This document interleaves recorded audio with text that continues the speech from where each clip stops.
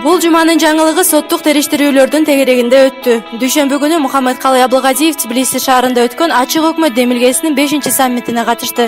Иш сапардын жүрүшүндө өкмөт башчы Грузияда жүргүзүлгөн реформалар, коопсуз шаар долбоорлору менен таанышты. Ош шаарынын мэрлигине Талайбек Сарыбашев шайланды. Ага шаардык кеңештеги 45 депутаттын 44-ü колдоп добуш берди. Жогорку кеңештин депутаты Канатбек Исаев үй камагына чыгарылды. Исаевдин укук коргоочулары бөгөт чарасын өзгөртүүнү соттон өтүнгөн. Эскерте кетсек, Канатбек Исаев былтыр 9 айынан бери камакта болчу. Теке айынын 19-ында Бишкек шаарынын мурунку мэри Албек Ибраимов УКМК тарабынан камакка алынды. Буга чейин ал бир нече жолу суракка чакырылган.